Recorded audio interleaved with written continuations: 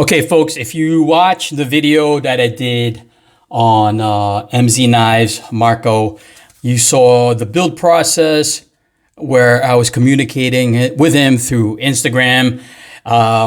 This did ship from Europe, so it took a couple of weeks, and it's finally here, and I wanted to show you guys the final product. And again, I'm just gonna pull it out because people always complain I talk too much. Here it is. This is the Pikal by MZ Knives. I'm gonna wipe off the oil on it, and hopefully my knife isn't too shiny that it can't capture. I want to showcase the layering, which I don't think I can capture, oddly enough. But this is Sumi Nagashi steel. Oh, there it is. Nice. All right, can you see that? So this is Sumi Nagashi steel. So this is a multi-layer Sumi Nagashi steel. It's got 11 layers. It's a carbon steel, and it's got a white paper core. I don't know if that means anything to you guys. I don't know much about it either, but I know that white paper is pretty awesome steel. A lot of chefs, oddly enough, I got it on this Pikal. A lot of chefs like to use white paper Sumi Nagashi. One of my chef knives that I did a review before is Sumi Nagashi, and Sumi Nagashi is like an ink. It's like a Japanese word for ink, I believe, and that's how you get like it's kind of like a Damascus. You can see the layering, right? And Marco did such a nice job where he got the layering to go with the shape of this Pikal style blade. I mean, just such good work by Marco. I went with green canvas micarta because I wanted a little bit that textured feel that you guys love on micarta. And we opted, if you saw the video before, we opted with the titanium hardware, which he bronzed. It looks so good. It's just such a good marrying of the materials right there with the green. So awesome. The shape of the handle is amazing. So Marco designed it so that, and there it is, perspective. So you can basically hold it either way, the way he did it. A lot of knives, I'll show you one of my other knives, you can only hold it in one position. Marco designed it so you can hold it in multiple positions. And I love that. Awesome. I mean, awesome. Look at that steel. So the steel, again, he, to get the layering, he hand sanded this with 1000 grit, I'm told. And again, it is a custom knife, folks, right? This is to my specs. I picked out the materials, everything. I even was part of the design process. And then, of course, Marco worked his genius and magic. It's just an amazing knife. So yeah, he hand sanded 1000 grit, and then he hand polished it with a 3000 grit to bring out, to highlight the pattern, which you should see right here. My light's a little too bright, but there it is. There it is. How gorgeous is that? Beautiful. You can see the thickness of the stock of the steel, and it tapers.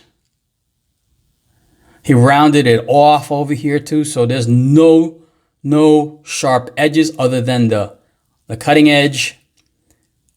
It's just gorgeous. It's just beautiful. Look at the way he did the handle. Marco was toying with the idea of putting some kind of a pattern, milled pattern here. I'm glad he didn't. I'm sure it would look awesome. And if you saw the previous video, Marco was also thinking about putting like a blade window, which I'm sure would have looked awesome. I just wanted it, especially because it's Sumi Nagashi, I wanted to maintain the pristineness of, if that's a word, pristineness of the steel. Unfortunately, I don't think I can show the layering on this side. Well, there it goes. Yeah. Now, Marco said that he could have done that darker, right? Just like when you etch Damascus, he could have made it darker, but he says it wouldn't have lasted as long, which is fine. You can still see it. Yeah, pretty awesome. So I want to compare it. I got a knife here. There it is. So this is the one I got from Trin Blades. So So I want to show you guys size-wise the difference. Pretty comparable. The Trin Blades one is a little bigger, right? And this is what I'm talking about. This Trin Blades is designed to be carried specifically one way. I mean, can you pull it off?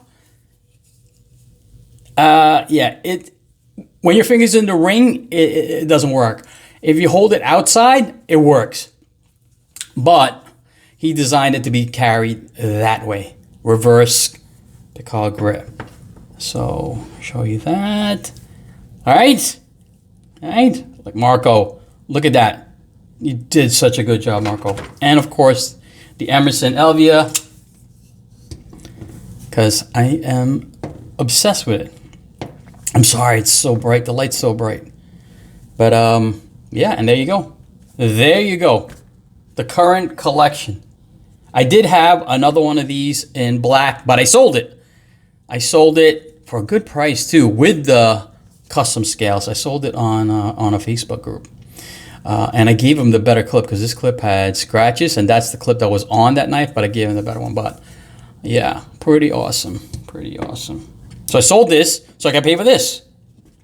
But yeah, if you guys are interested in getting your own Pikal from MZ Knives, Marco, I'll put the link to his Instagram below. Hit him up. He can do this in whatever steel you want. I'm sure he can order it. If he has it already laying around, it's going to be quicker produced and made.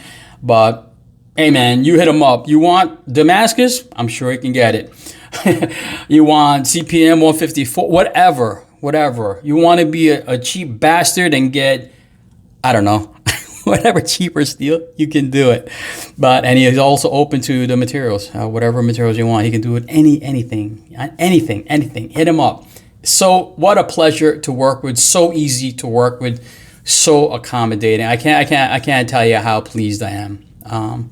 Just an awesome guy. I've been dealing with Marco for, I don't know, forever. I've been following him on Instagram, and he is a custom maker. So yeah, so this is MZ Knives Pikal. He doesn't have a name for the model yet. Maybe he'll come up with it. Maybe you guys suggest a name for him. He said he's bad at naming his knives, but hit him up. He's doing something else. He's doing like I believe a slip joint, some cool looking slip joints. But anyway, guys, I just wanted to showcase to you guys my new Pikal style Suminagashi blade from MZ Knives. Peace.